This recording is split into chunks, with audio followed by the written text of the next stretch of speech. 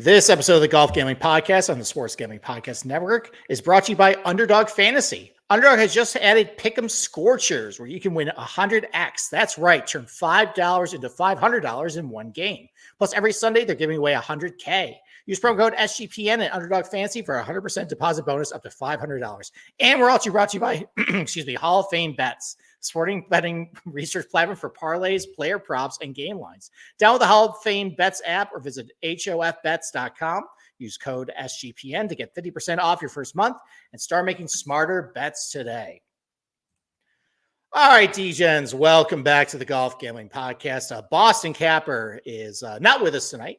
He actually has a very good excuse. He's doing some studying for a very important test that's going to happen tomorrow. Wish him good luck if you're on Twitter. But join us is my producer, Cameron. Cameron is in a remote location somewhere in Texas. But he is ready to fill in and go over the odds board and ask me about probably random bums that aren't even on my radar, but somehow he saw something on Twitter that probably piqued his interest. Yeah, that sounds about right. I have been doing, ever since I got off work for the past couple hours, I have been doing research so that I can keep up with you and hopefully ask you some good questions about this tournament. Okay. And yeah, we see you out in the chat, and we'll be keeping up with that as we go along. But yeah, happy to be here. Excited to get to talk to you about this. Feels a little different on the other side, right? Usually you're just in the background making sure my voice sounds okay, and doesn't say anything stupid that gets it edited. But yeah, it's good to have you here and have you seen what's floating around the internet. So.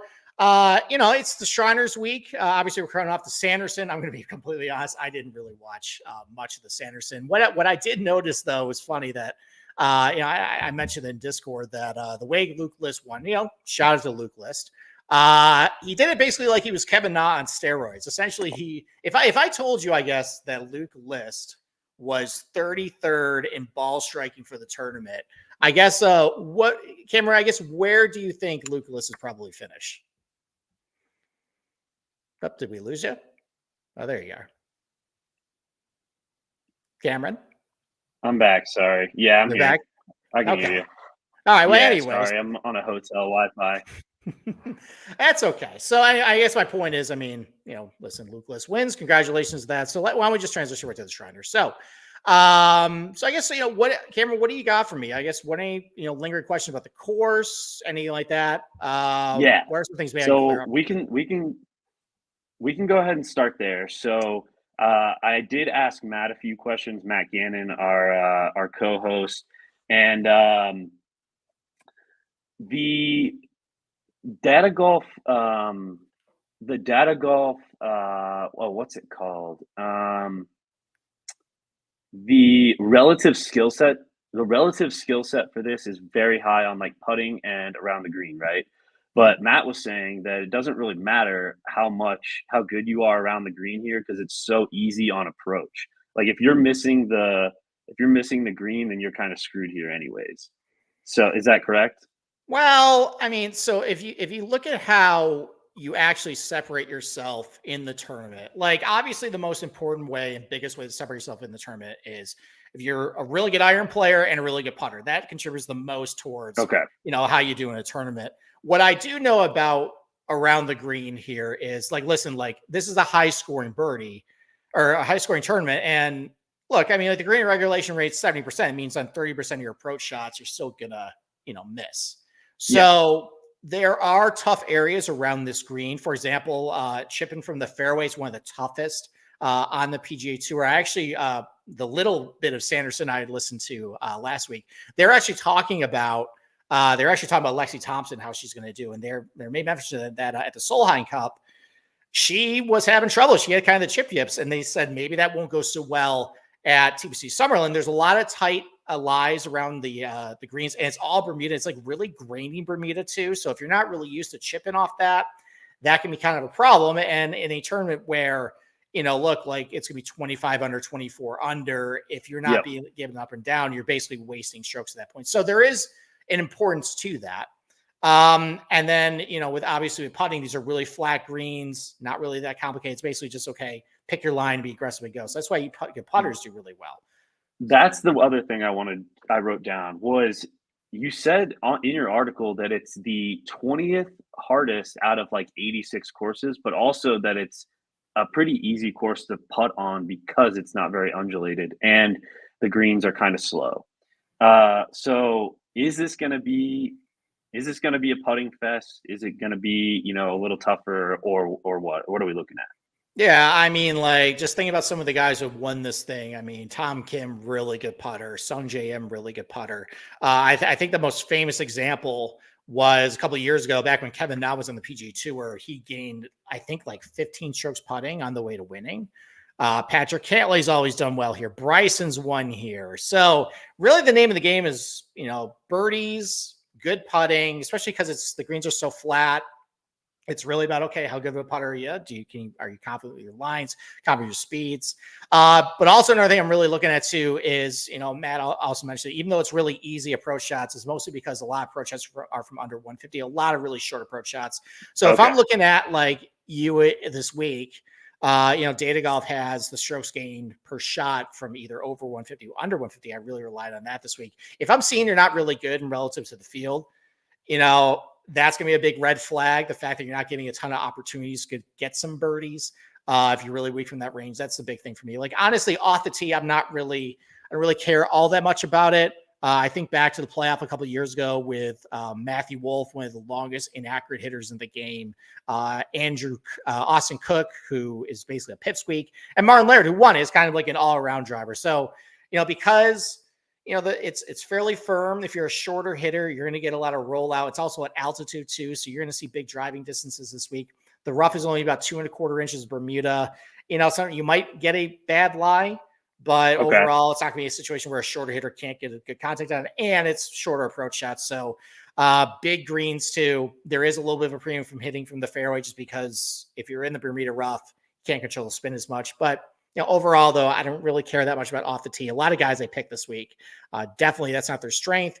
It's really all about pretty good short iron players, make a lot of birdies, good putters, not a disaster around the green, and just, good at this golf course, pretty good putting on bent grass, good on some other comp course with short approach shots. That's kind of a theme that I went with this week. Okay, so where my guys might be lacking is that 150 yard 150 yard shot, because I did not really look at that in my research. So did you happen to look at the Data Golf course fit like similarities at all? Yeah, that's actually what I use every single week. I basically take I look at the top 20 and I take the ones that are kind of just been relevant the last 5 years. Like some of the golf courses, they haven't played in like 10 years. Like I don't really want to put that in my models. Yeah, like St. George's. Right. Well, that was a one-off. So there are some guys that played St. George's, but like it was like I think like Coeur d'Ivoire. Like I don't even remember the last time they played that, or like Sugarloaf, like things like that. But like the ones I looked at, like obviously La Quinta, that's a birdie fest. Monterey in the Pebble Beach, shorter golf courses, a lot of wedges, a lot of birdies there too. Port Royal was one of them. Silverado, TPC, Craig Ranch, and your neck of the woods. Craig Ranch, baby. Lots of birdies there. Apparently, just based on types of guys who do well this course, I don't know if it's really the exact same, but like TPC San Antonio apparently gets a lot of the similar guys do well here. And I thought that one was interesting. That one's number 8. It is. I mean, that one you got to really drive it well, but maybe it's just because I don't know. I mean, you can get big driving distances there with some of the elevation, a little wider fairways, maybe some bigger greens, but I don't really see that big. But just I trust Data Golf on it. So I mean, I do notice like for example, just think about guys who do pretty well at TPC San Antonio, like JJ Spawn. There's one there. He's done really well here. We'll talk about him later. So yeah, I just look at that. I look at just how they do with this golf course, and then just those skill sets of just good iron players, especially from under 150, good putters, makes a lot of birdies, at least kind of halfway decent around the green to save some strokes. That was really important for me this week. Okay. I think that's it. And I have notes about some of the golfers, but we can go ahead and start going through kind of how you go through it. So, okay. All right. Well, first, before we do that, why don't we take our first ad break, and we're going to talk about Hall of Fame bets. So win bigger by betting smarter this NFL season with Hall of Fame Bets, the sports betting analytics platform for parlays, player props, and game lines. Go research every NFL, NBA, MLB, and soccer bet with historical stats and data. This sounds like it's exactly up my area. As a big data guy myself, I love using Hall of Fame Bets to really deep dive for everything else in betting in those sports. So enter any parlay idea into Hall of Fame Bets' revolutionary parlay optimizer tool to get hit rates broken down by leg, as well as an unexpected probability for the entire parlay. Sort all players by hit rate for any bet to learn which players are hot and which picks have value. So stop betting in the dark and join over 30,000 users researching with Hall of Fame Bets to craft more intelligent, data-driven parlays. Download the Hall of Fame Bets app or visit hofbets.com and use code SGPN to get 50% off your first month today. Start researching, start winning with Hall of Fame Bets. Okay. All right, so why don't we start right at the top of the odds board here? So obviously you got the two big guys in Tom Kim and Ludwig. Ludwig is hotter than Hansel right now. Basically everything he's doing is just excellent. It seems like with him, his iron play has really, really started to take off. That was a big weakness for him. And his last couple of tournaments, his last 12 rounds, he's gained about 1.25 strokes with his irons. So I guess you're obviously more plugged into social media than I am. I guess are people going back to Ludwig? Is it Ludwig Mania week again? Yeah, so there are a couple people, but honestly, I've seen more people on Tom Kim this week. Some people got like 14s around there. I see 12 now. I don't know what you're seeing. But I've seen more people on Tom Kim than Ludwig, actually. Okay. I mean, I'm going to be completely honest. I didn't bet Tom Kim to win, but I just think about this golf course and it just seems like it's perfect for Tom Kim.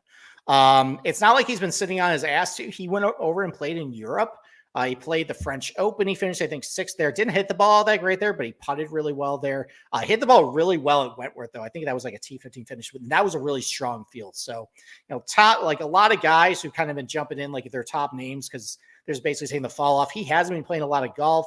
And just you look at his skill sets at this golf course, really, really excellent from under 150. One of the best in this field from that range.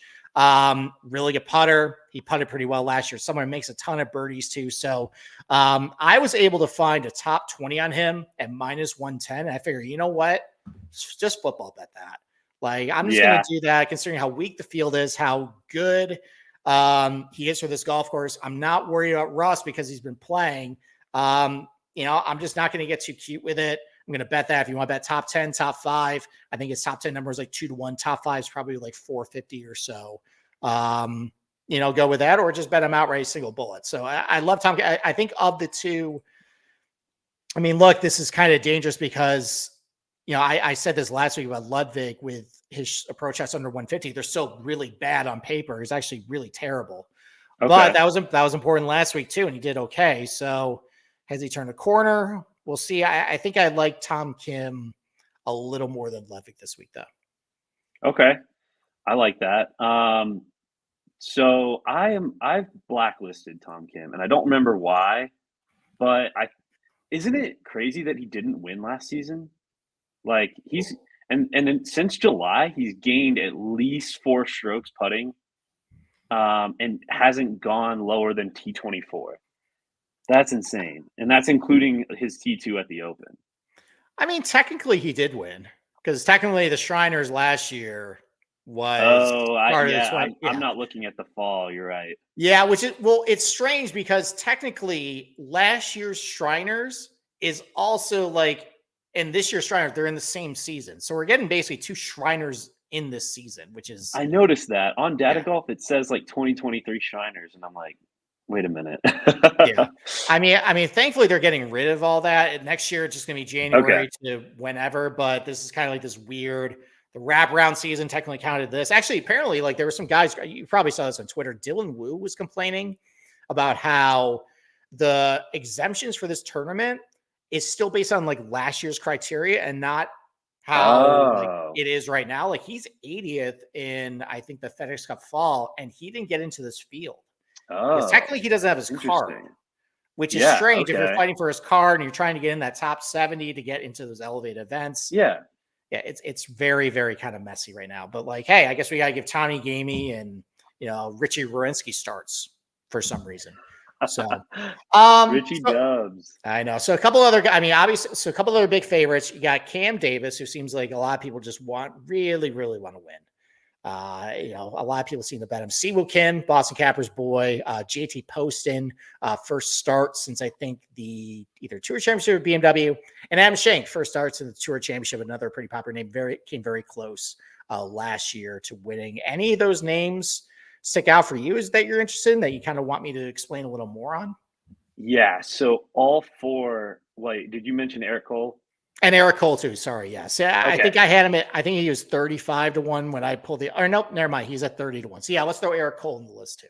Okay. So actually, all four of those I have opinions on. So first off, Cam Davis, as the resident Cameron expert, um, I don't think he's ever going to win either.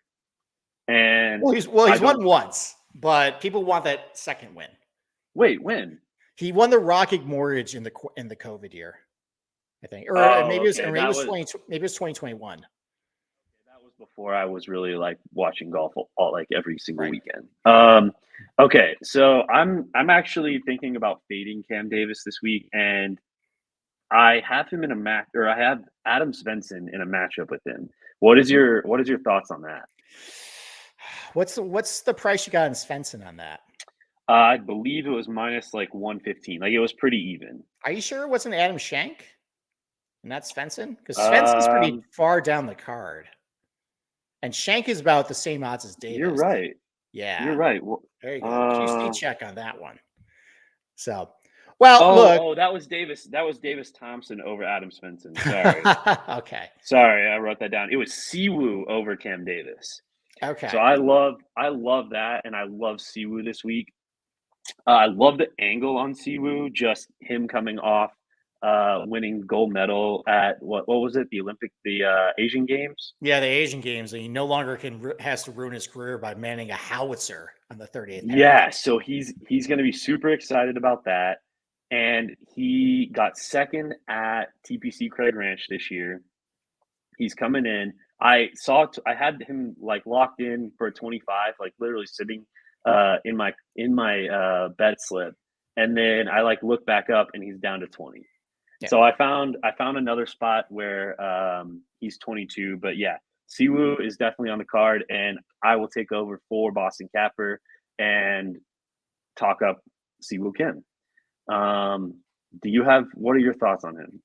So he didn't make my betting card. I mean, I see that he's done really well at TPC Summerlin, really good some of the comp courses. I guess a red flag for me is this year he has not hit his short irons very well, which is, I mean, strange because he won Waialae. That's a short, a lot of shorter irons there too. But he's been struggling with the putter a little bit. Now he's had a long layoff, so he's just kind of trick or treat with him. I didn't go anywhere with him. Most of the guys I actually went with are other than Tom Kim, just like a double football bet in the top 20 there. It basically started with Eric Cole. And I went from there. Like I just found like kind of little nits about every single guy. When these guys like Cam Davis hasn't played at all since I think the BMW Championship. Yeah, I just don't want to play guys off that long layoff there, and like his course history is decent here, but I don't think he's recorded like a top 25 finish. So Cam Davis got third at the Fortinet. He played the Fortinet. Yeah, he gained. Oh, that is true. He gained like, let's see, true strokes gained. He gained 1.2 and 1.3 putting and around the green, and he didn't gain any on approach. So the kind of things you want to see from here aren't that great. Also, he got cut at the Valero Texas Open, which is a comp course. He didn't play the Byron Nelson. I don't know. I love that matchup with Siwoo over him, and then Eric Cole's on my card as well.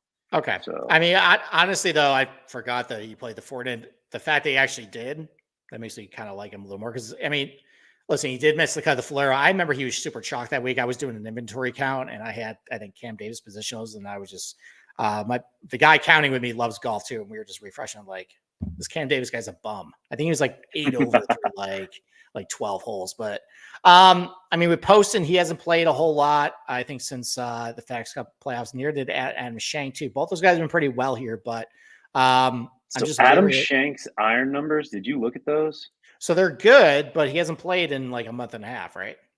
Well, he played. Let's see. No, I don't you're think. right. Yeah, that's the thing. Like, it's really good, but we don't know what's going to happen with him. What form he's in right now? Yeah, like he last heated up on August 27th. Yeah, a lot can happen between then. Like guys, especially a guy like Adam Shank, like that can go bad quick. So I just listen. I'm not fading him. I'm not on him.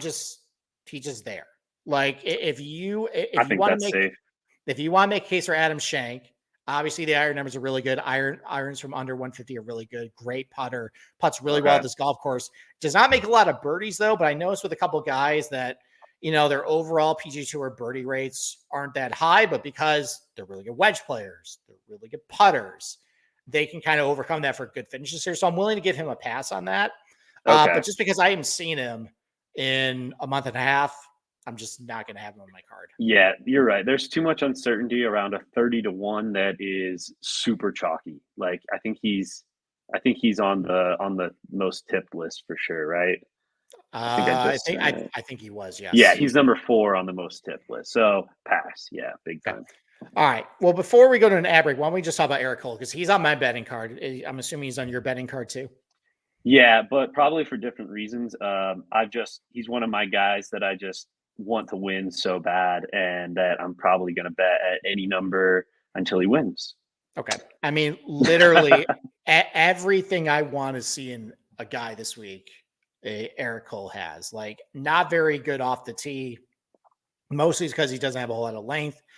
Has a lot of accuracy too, but that can be kind of mitigate a little bit here. He definitely has to drive it better this week. He can't just do what he does normally, but I think he can get away with it. But if he does drive it really well, awesome from under 150. He's been doing really well around. Yeah, he's been doing really well around the green lately too. He's a Florida guy, so he's used to chipping off the Bermuda as well. So I had no concerns there. Great putter. He putted really well last year at Summerlin, putts really well on bentgrass, makes a lot of birdies. Like that's literally everything I'm looking for. And a lot of the comp courses I looked at, he did really well at. T23 at the Byron Nelson, T39 at the Texas Open. He hasn't lost strokes on approach since, the entire season. Like he didn't lose. He lost strokes. He lost 0.05 at the Texas Open and 0.06 at the RBC Canadian Open. Mm-hmm. That's crazy. Yeah. So of the guys this year under 150 for strokes gained, number one's actually Nicolai Højgaard, but it's only because he's got like 8 rounds. But of the guys with actually a lot of data, Eric Cole is the best in that range. Awesome. So that's great. Let's go. Even over 150 is pretty good because at Data Golf estimates, there's like 8 shots from under 150, 10 from over 150. I think most of the 10 shots over 150 are the par 5s and the par 3s, but a lot of wedge shots into these par 4s. That's really where you got to score in this golf course. You got to take advantage of this because they're kind of relatively simple. You got to birdie a lot of the par 4s in order to get to 25 under. So I love Eric Cole this week. I have him at 35-1 for an outright. Also got him for a top 20 plus 160. He played. I bet him last week for a top 20 as well at Sanderson. Got to a slow start, kind of rallied though over the weekend. So I'm just going to go back to it, trying to get my money back off that. But yeah, Eric Cole, no qualms about him this week. Sweet. I totally agree. I love Eric Cole. I got him plus 680 for a top 5 and then top 30-1 for an outright. There you go. See, you're more of a DJ than I am. I look at I try to find layups on my betting card. Listen, I think that's great. Our coworker Matt Gannon, he kind of turned me on to this thing, betting top 5s for all your outrights. Like if you think they're going to win, then you might as well take them top 5. And it's actually been pretty nice. Like I've basically covered my outrights if I have a guy who like gets second, I at least get my money back on my outright. So I started doing that last year and have enjoyed doing that. So There you go. All right. Well, I'm taking our ad break, and then we're going to get basically to the meat of my betting card because I absolutely pounded the 35 to like 55 to 1 range this week. So let's talk about Underdog Fantasy. So Underdog Fantasy has a way to play alongside your favorite football team all season long. Underdog has just introduced Scorchers. Go 5 for 5 and pick 'em Scorchers and enjoy a spicy 100x payout. And for a limited time, Underdog is extending their first deposit bonus up to $500. And $100,000 Sundays continues on Underdog Fantasy. 10 lucky players every week will win $10K each. So watch along, make your picks, and maybe make a little cash over an Underdog's mobile app or website, UnderdogFantasy.com. When you sign up, you use the promo code SGPN. Underdog will double your first deposit up to $500. That's Underdog Fantasy, promo code SGPN. All right, Cameron, I think maybe got some room service. So why don't we start talking about the guys 35 to 55 to 1 here? So there he is. He's back now. So, all right.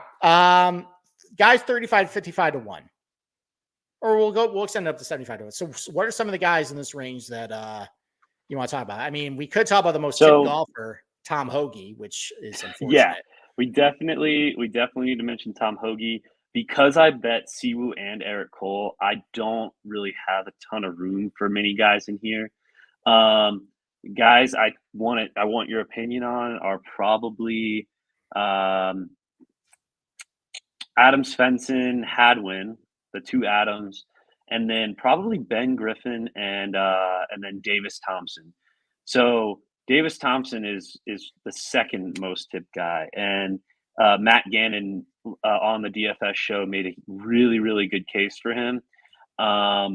But Matt is a slave to the most tipped chart, which I don't necessarily agree with. So he cashed out on Davis Thompson, but I went ahead and bet him, and his number went up to 50 to 1. So went ahead and bet him there. But that's my only guy in this little range here because I have Siwoo and Eric Cole. So okay. I mean, wasn't Ricky most tipped at the Rocket Mortgage last summer?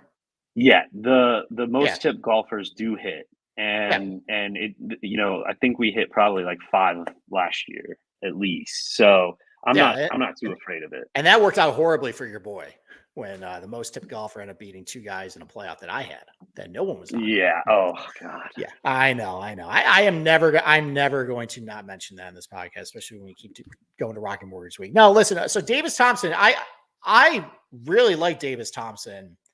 I liked him a lot going into last year. And I think I had a couple of positionals on him. Apparently I wasn't high enough at the Amex because he almost beat John Rahm. And then he went through a slump, a major slump. I'm not sure what exactly happened, but like everything kind of fell off.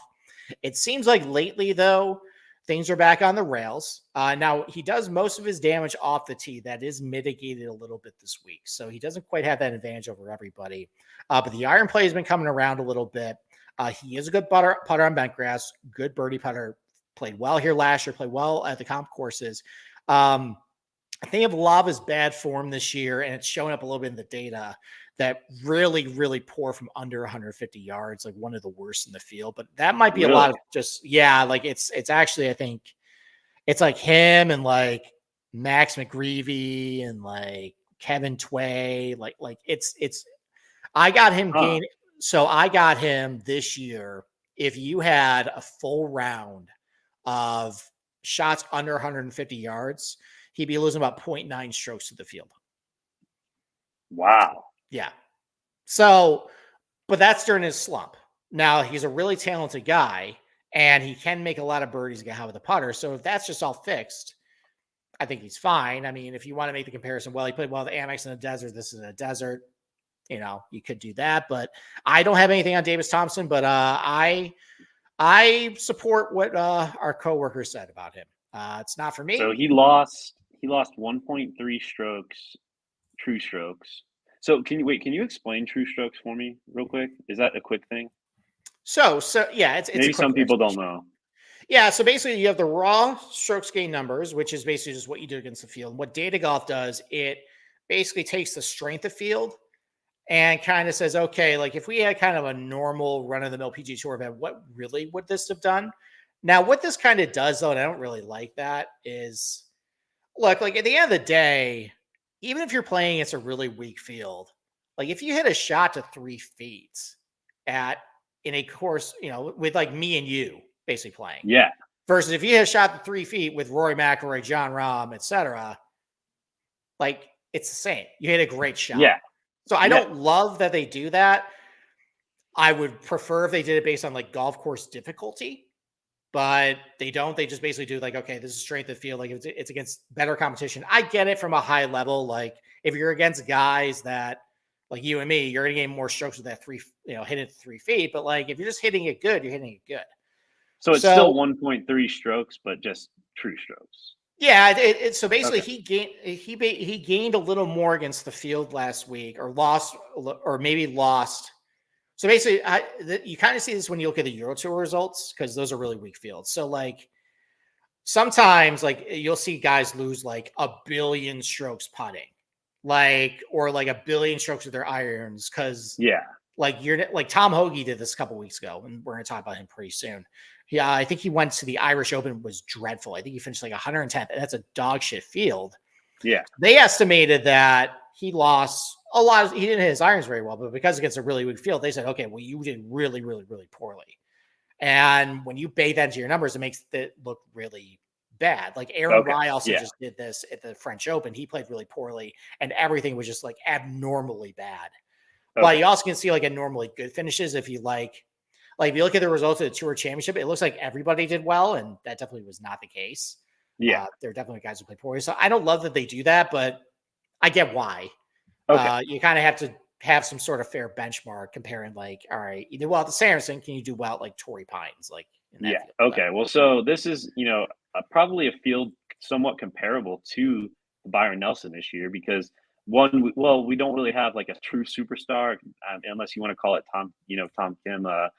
I don't think we can compare Tom Kim to Scotty Scheffler yet, but Davis Thompson did lose 1.3 on approach at the Byron Nelson, which isn't great.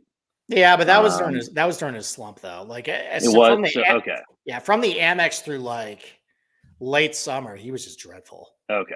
Like he was literally unusable. I don't know if it was because like he lost that playoff. Like it was like he almost made a bomb birdie putt on 17 that like hit. I think if he removed the pin, it would have went in. But because he kept let the pin in, it bounced out. And that would have caused a playoff with Rahm, and then anything could happen. Like maybe he just took it really hard, and just it got in his head, and he started pressing, and didn't work. But clearly he's back playing golf right now, good golf. So. I had him over Adam Svensson written down, but I wanted to ask you first, and I think you kind of talked me off of it. Adam Svensson. I don't think I really like him for this golf course. So he didn't play. I don't know exactly how many times he's played, but he's got poor course history here, and it might be because he's not very good from under 150. So he's a good iron player, but it's mostly from over 150. The putting can be kind of hit or miss. Has never really putt well here. So even though I see some good bent grass numbers on him, the fact that he hasn't putt well here, that's a little bit of a problem. So I think I like Davis Thompson better. I just think Davis Thompson's a better player than Adam Svensson at the end of the day. So I think you're fine with that. Okay, cool. Okay. We can move on. So why don't we talk about some guys I'm sorry, Tom Hoge? Did we talk about Tom Hoge yet? We have not talked about Tom Hoge yet. So I bet him plus 160 to miss the cut.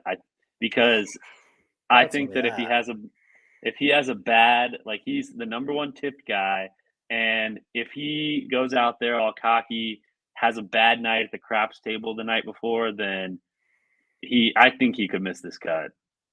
Okay. All right. So do you know the story about Tommy Tables, Tom Hoge? So no. So I know that he does well in cities that have a casino, or like golf courses that have a casino near it. But please tell me the actual story. So this is unsubstantiated. This is rumors, but the Shotgun Star podcast, they did a expose on Tom Hoge, and Apparently, one of the Okay. stories is Tom Hoagie has a reputation for getting out to really good starts on Thursday and Friday. But once he knows he made the cut and actually gets paid, then he goes to the craps table that night and Oh. blows it. And then he usually bombs on Saturday. Oh. So Dang. so he's going to be motivated. But this is also, if you want to do narrative shoot, this is a Super Bowl. Like he's in Vegas. Like, and he's been really good here. Like he's got a top 5 finish here. He's got a bunch of top 20s here. Like the guy's really good, and it plays to his strengths. He is so good from under 150 yards.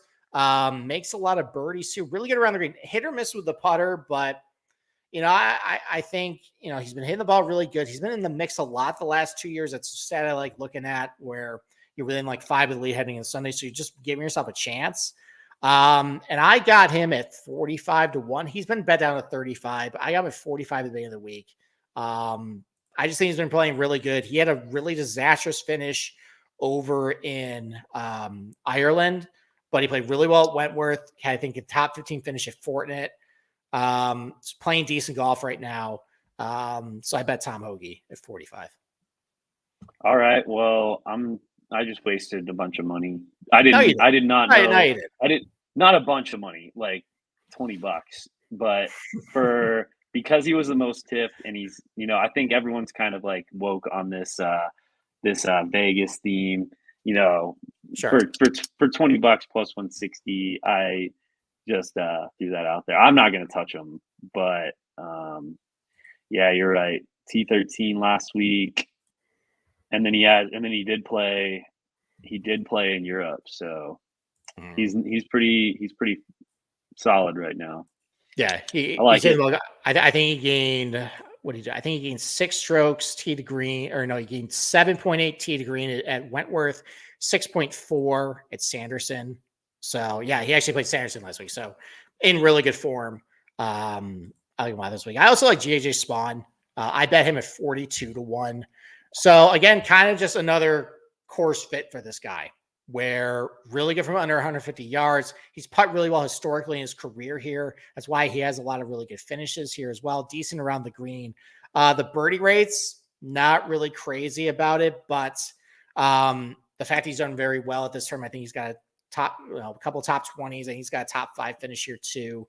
Maybe just because it plays with strengths, he does really well here. Some of the other comp courses you look at, like Kapalua, he had a top 5 finish there. TPC San Antonio, he won there.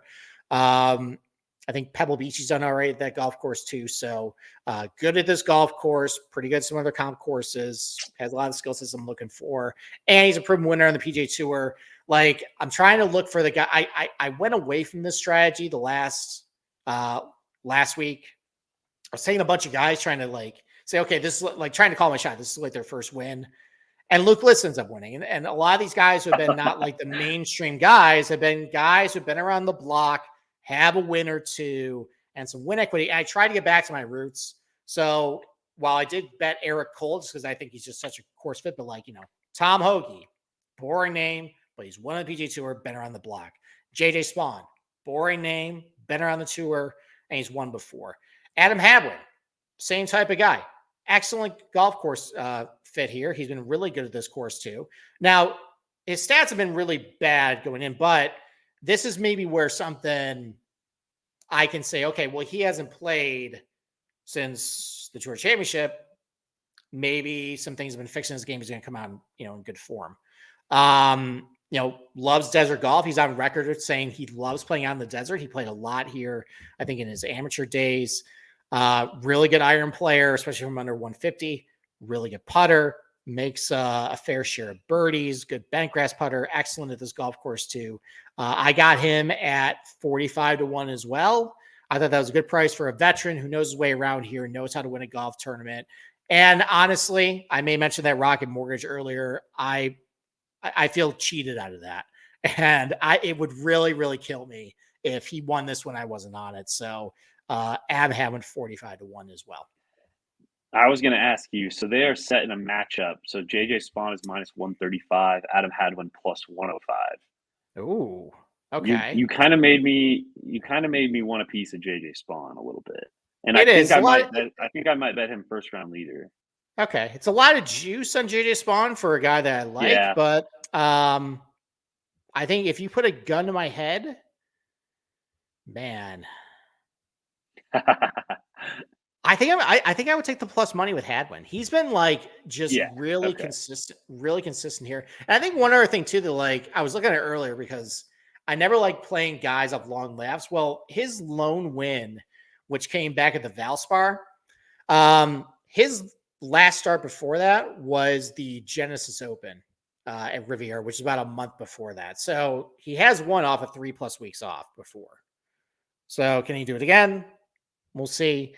But like his results at Summerlin last year, T10, 2022 T6, T34, T4, T27 cut, T10. Like that's a really high floor that JJ Spawn has to meet. So I think I like taking Hadwin at plus money there. Okay. I like it. I was going to ask you about him. Adam Hadwin too, so that covers all that. Okay. I got one more guy I bet in this range, and he's no longer this range. He's been bet down. I don't think I would bet him at 30, 35 to 1, but Andrew Putnam, 50 to 1. That was the last guy in my card here. Again, theme, veteran, been around the block. He's been close a couple times of winning this year on the PGA Tour too.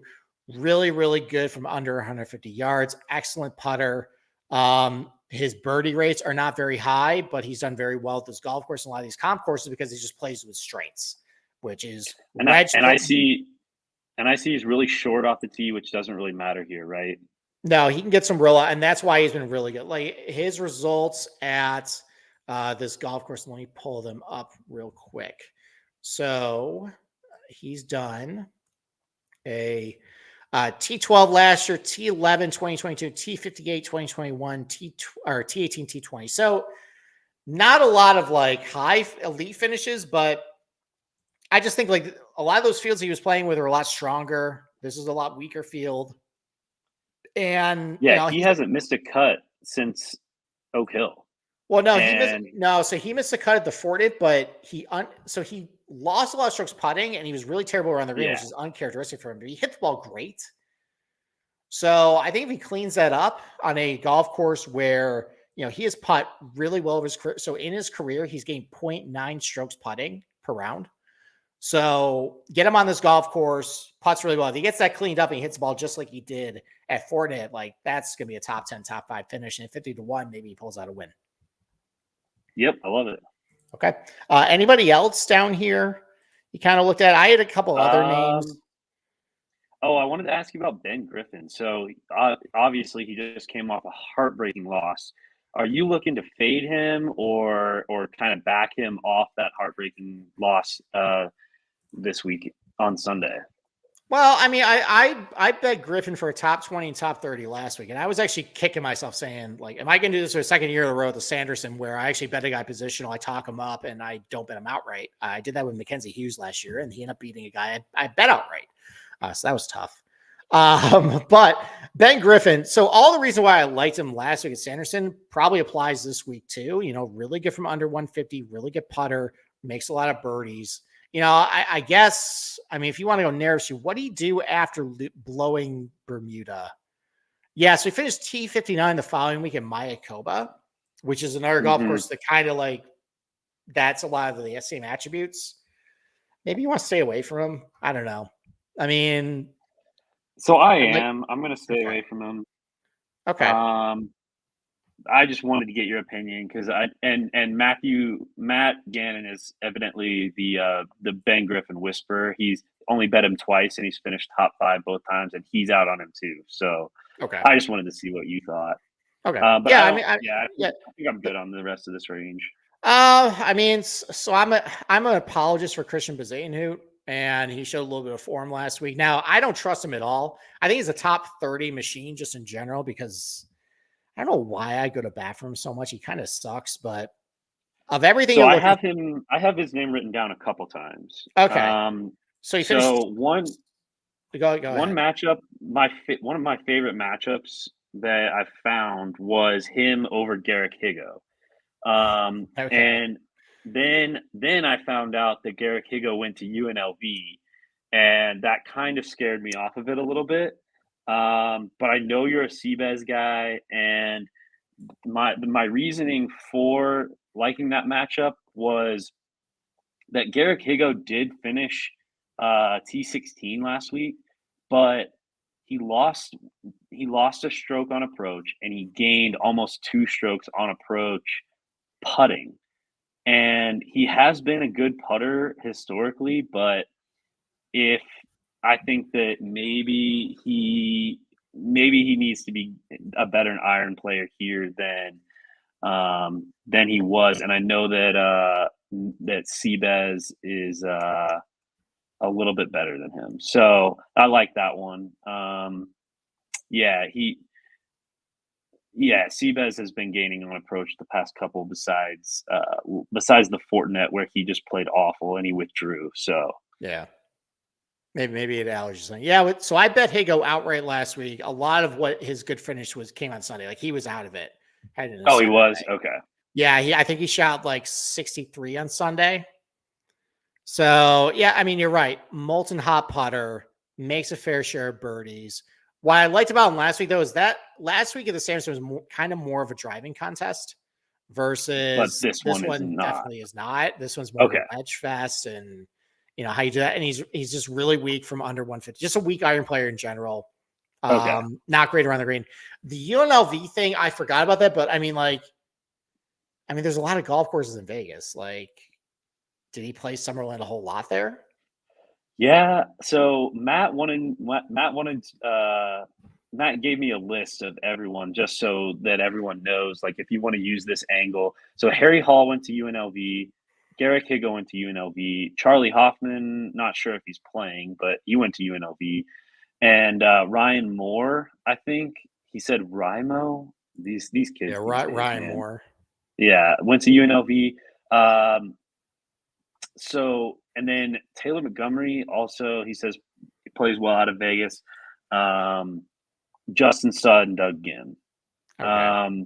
But that's the people, the Vegas people that he could name off the top of your head. And I don't know if that's a good angle to actually go off of, but yeah, I love that matchup. Seabez against Garrick Higo. Let me Okay. see what the price was.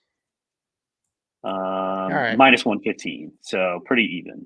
Okay. Well, I just wanted, because I don't trust Bazane even though I'm a apologist for him. I bet him top 30 plus 120. So Okay. that's what I did with that. All right. I think that's other than maybe I almost bet Sam Ryder. Our boy Model Maniacs on Sam Ryder. Yeah, But he's kind of a Sam Ryder apologist too. I might bet him first round leader. Yeah, I almost did. I mean, maybe I've just been brainwashed by all the Ryder commercials I saw him in the Ryder Cup. But like his iron play's been really good lately. He's really good from under 150. Makes a lot of birdies. Why didn't I like him? What was the reason? Was it his? It wasn't his. I don't know why I didn't bet him because he's finished third here. Is this a last minute regrets from him for me? Dang, he's also finished thord at TPC San Antonio. I know. Oh no. Maybe I gotta find a way to see how I can get Sam Ryder on my card. Yeah, let's see. Who's he matched up with? He's matched up with Ben Griffin, even money, against Ben Griffin. So if you believe that Ben Griffin was heartbroken by that loss and it's going to break him, man, that might be a good look. Okay. I also almost bet Nick Taylor. So Nick Taylor started off at 80 to 1 this tournament. I just thought that was really low. Decided against it because I don't think he's played. I don't think he's played at all since the FedEx Cup playoffs, right? He hasn't played at all since East Lake. And his results here are kind of meh, but I just thought that was kind of a disrespectful number on Nick Taylor. But I passed. But that's another guy that kind of was on my radar. So maybe if you want a positional bet, maybe top 20 on him, top 30, that could work. And then I know some guys have been talking about Mark Hubbard. What are your thoughts there? Because he just had a really good iron week last week. And I have him matched up against Justin Suh, who is evidently a Vegas guy, but I don't think he has been very. Yeah, I mean, he played the Fortinet, and then the last time he played before that was the Wyndham. Like, he really hasn't been playing that often. He's been decent with his irons, but nothing crazy. What are your thoughts there?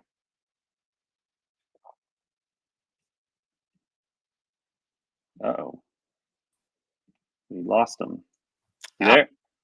I accidentally clicked the X. I was trying to go to his results. So he actually played over in Justin Suh played over in Switzerland, actually. Okay. Uh, I think about a month ago, and he actually hit the ball really good. And I Okay. think I went. Hold on, did he play Wentworth too, or did he? I'm looking You know, at the. he played Wentworth. He played Fortinet. Yeah, Um, so who's the matchup against Justin Suh versus Mark Hubbard? Mark Hubbard, yeah. What are the odds on that? Because I also highlight Justin Suh too as a guy maybe to look at. Oh, okay. It's minus 135 to Mark Hubbard and then plus 105 to Justin Suh. But Mark just is coming off like a really good iron week, which is why it kind of jumped off the page to me.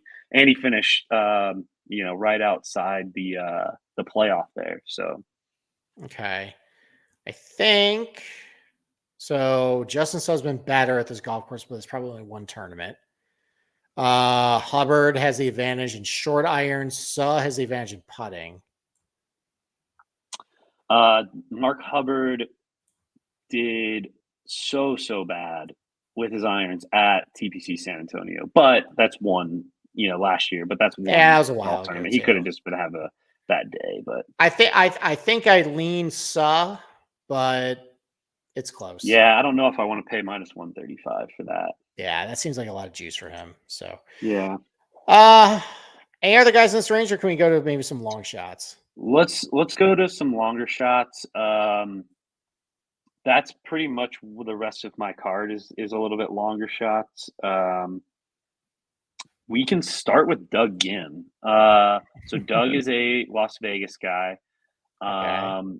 And he has been, let's see, he has been doing decent. He got cut last week, but he had a really bad putting day. I mean that's typical And for Doug Gim. okay, but he's been decent with his irons in his recent starts. I mean, what are your thoughts on him? I mean, I think the fact that he's such a bad putter that you're playing with fire a little bit. I think it caps maybe his upside. Now he's put pretty well at this event though. Like, I mean, relative to him, like he's gained like 0.1 strokes per round putting at Summerlin. So maybe that is the Vegas connection there where he is okay. He's not a total disaster on bent grass either. So that can help him. Not very high birdie rates, decent, like okay from under 150. I mean, I didn't go with him, but it's probably fine. I mean, if you want to buy into the Vegas narrative with him, go for it, I guess. Okay. Yeah, I mean he hasn't really done anything here. Like he's played 10 times, T40, T56 in his last two starts. So I don't know. I don't know if he'll win, but I have him over Sam Stevens in a matchup. Okay. Yeah, Sam Stevens has been, I think, a data golf darling for the last couple of weeks. I don't really get it. And I don't think he's been all that great either. Yeah, Like I in the think he had like one good. Yeah. Oh, he got second at TPC San Antonio. yeah. Yeah, he lost to Um, Corey Connors that week. yeah, and I think that was when the Sam Stevens hype kind of started, and then it quickly just faded away. Okay. Um, he had an outlier, kind of an outlier of, well, looks kind of like he has one every now and then, just a putting week and an iron week. Just he just kind of jumped. So that's a little concerning. I don't know since San TPC San Antonio is kind of comp course. Um, mm, I don't So know. the matchup is Gibb versus Stevens. Yeah. Let me see. Let me see what the price Yeah. is. Yeah, I think I like Gibb a lot better than Stevens. Okay. Yeah. Yeah, it's minus 130 to Doug Yen. I do. I mean, Sam Stevens not very good from under 150, not very good putter, low birdie rates. Yeah, Okay. I think Okay, I like that. Sweet. that's where I would go with that. Okay, yeah, that's kind of my last, like, I got him at 65, so, Okay. but now that I'm looking at it, I don't know if he'll actually win, but we'll see. But oh well. Okay. So who's your first long shot? I mean, I didn't have any long shot outrights over 50 to 1. Those are my 5 guys, and that's it. I mean, honestly, I didn't really like a ton down the card here. I mean, I guess if you just want to go for guys who hit their short irons pretty good and make a lot of birdies, like a Ben Martin, that can work. A Peter Malnati, like he's like a really poor man's Kevin Na, and he's done fairly well at this event. So you could probably go with that, I guess. Okay, so one guy that is on the most tip chart at 100 to 1, Eric Van Rooyen, Oh noted god, winner EVR on the PGA experience. Tour. The EVR experience, everyone is in for the EVR experience this week. I know. What are your thoughts there? I mean, I think you guys are all setting yourself for heartbreak. Yeah, I mean, so I think I bet EVR at Fortinet because he was playing really well over in Europe, and that's not in a lot of people's data. And I was noticing that, and I think he played like okay at Fortinet. yeah, so So he's having one of the best, like, little small stretches of iron play that he's had, and I think that's why everyone's like, "Oh, EVR." My opinion, my personal opinion is 100 to 1, like, I've lost $5, like, way worse ways. Um, it's true. he played well, T8 at the, European Masters, and then, the Irish Open, he played well, and then he played the Fortinet and, last week at the Sanderson and finished T16. Mhm. Um, so I have him in a matchup over Tyler Duncan too. Okay. Um, I mean, mm, I would take EVR then. yeah, let's see, Tyler And honestly, Duncan. I don't think it's close. Okay, yeah. Yeah. I mean, and honestly, like, it's kind of a bad price. Like, okay, it's gone up actually. It was minus 115 each way before before we started, but it's minus down to minus 125 for EVR. So yeah, Okay. I really like that too.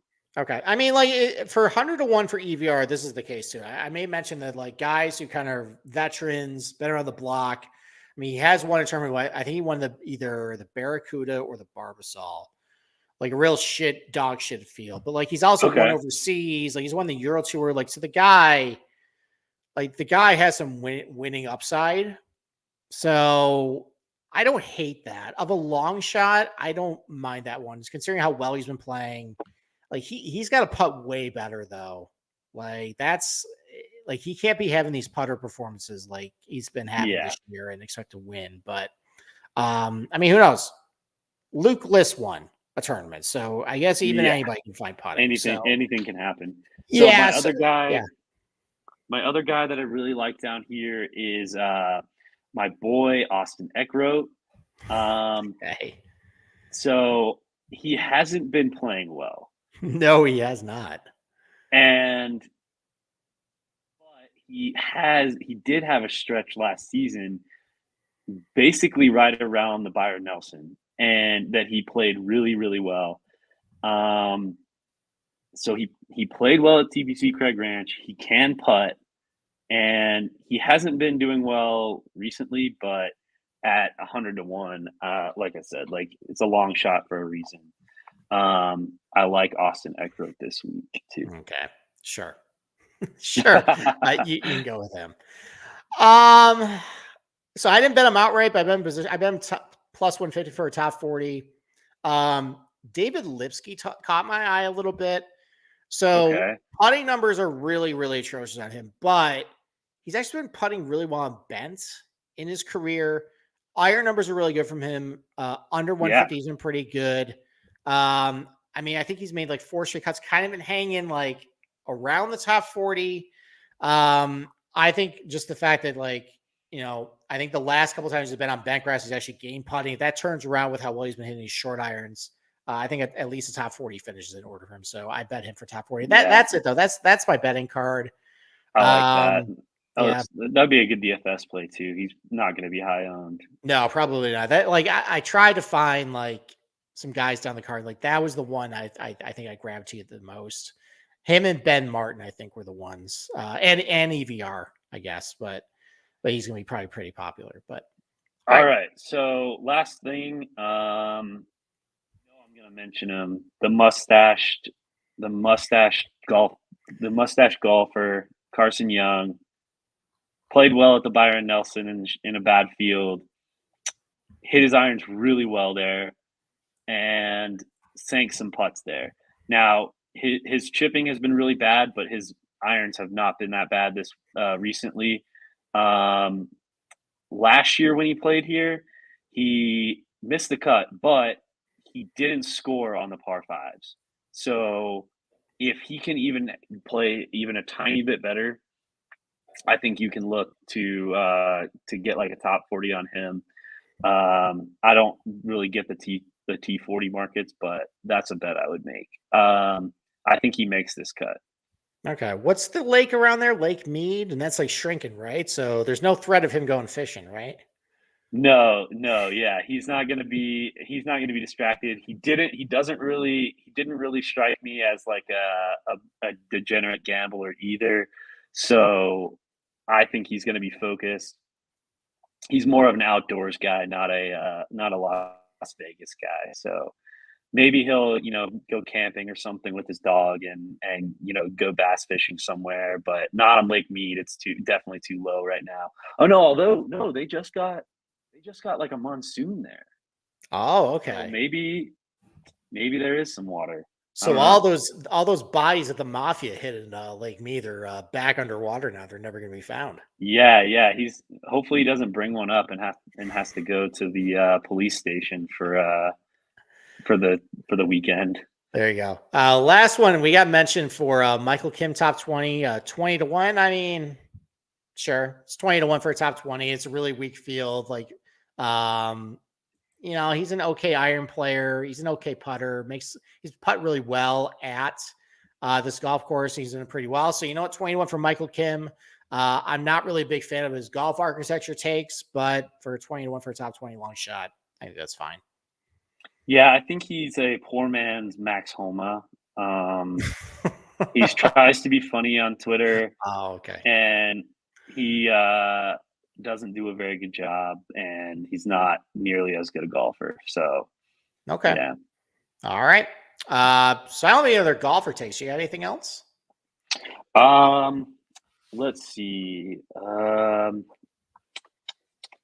I think we hit everything. Okay. Yeah, I had Sam Ryder written down for a T20. Matthew Neesmith written down for a T20. Yeah, he played well here last year. Yeah, I think that's why I wrote that down. But yeah, dang, I think I hit everything on my sheet. Okay. Hopefully I was a good substitute for Boston Capper. You were. And now we're going to substitute you for something else that he likes doing, ranting and raving about his favorite team. And listen, like the Thursday show. Yeah, the Thursday show, listen, you're going to hear me. I don't even know if I can really complain about the Giants anymore. It kind of is what it is. You're definitely going to hear Boston Capper be pretty angry, though. But it seems like I think everybody on the Golf Gambling Podcast crew roots for a really crappy team right now. You're one of them. Even though you guys pulled out the victory, I don't think anything's really all kosher in Pittsburgh. So why don't you tell everybody about your experience at Heinz Field and kind of how you're thinking about the field at the state of the offense right now? Yeah, so that was my first game, not my first NFL game, and I've seen the Steelers because they come to Texas every now and then. So whenever they play the Texans and the Cowboys, we usually make the trip. This was my first trip to Pittsburgh. I haven't been to Pittsburgh in probably 15 years, but my dad is from there, so we got to see his hometown, stuff like that. Beautiful city, absolutely beautiful if you've never been there. And I was so impressed. But the Steelers are 3-2, and they're first in the AFC North. And the defense has I think the defense has scored like maybe 14 points less than the offense this year, and that's through 5 games. The defense is amazing. Alex Highsmith and TJ Watt might be like the next greatest duo since, I mean, in a long time. One of the things that you mentioned in our text chain though was the Jalen Warren versus Najee Harris debate.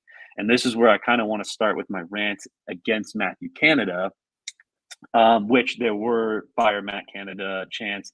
My brother just texted me there's Fire Matt Canada chants at the Pittsburgh Penguins game tonight. Um, the way he uses the two running backs is just so predictable and it's so awful. And our most successful drive was when they just handed the ball to Jalen Warren 4 times in a row. They got from the 50-yard line to the goal line with Jalen Warren, and then they tried to run. They tried to run up the middle with him at the goal line for the touchdown, and they weren't able to get it. And then after one run up the middle, every single drive, it just stalls the drive, all the momentum completely. I don't know if he thinks like, oh, he just needs to run this just to run it, or if he just doesn't realize that our O-line had 2 rookies and it hasn't been good the entire year. He only runs Najee up the middle, thinking that our O-line will somehow miraculously open up a hole for him. He's not fast enough to hit the holes, and he doesn't have the agility right now to get around it. And he keeps using him the same way. He needs to use him like he uses Jalen Warren almost, and give him a little bit more creativity in the line. So a lot of people will look at the games and go, "Oh, Najee Harris kind of sucks." I think he isn't that great this year, but also I think Matt Canada is using him so bad, and that he's not really setting him up for any success whatsoever. And Kenny Pickett, I am a Kenny guy, 100%. I'm a Kenny guy. You can debate me on this a little bit, but I have been a Kenny guy, and I knew he's been the guy since we beat the Ravens in Baltimore, and he put together a game-winning drive away from home and threw a creative pass to Najee Harris on a rollout. I don't think he has been very accurate this year, but I also think it has to do with the offense just kind of being out of sync. Like the passes that he's missed and the passes that he missed against the Ravens on Sunday were miscommunications. So a lot of people were booing him when he, kind of threw out routes to George Pickens or whoever, and there was just some miscommunication on where he was supposed to stop in the route. And I think that he can be the guy. He can throw an accurate ball. He can roll out, but he did a better job of stepping up in the pocket instead of bailing out from a clean pocket and getting taken down by the defensive ends. So, in conclusion, the defense probably top 5. I'm not going to say they're top 5 defense actually, because I don't think they can stop the run well enough, and I don't think that our secondary is good. But I saw major improvements in the secondary on Sunday, which was really good. And the Ravens did miss a lot of balls, trust me. I realized that. But I think that they've improved, and I think the defense is really, really good. And I think the offense has a lot of potential. We need Deontay Johnson back to kind of open up George a little bit more, because after Sunday, people are going to be, double teaming him a little bit more, not giving him those one-on-ones with man coverage on the outside. Okay, I think I'm done. That was a lot there.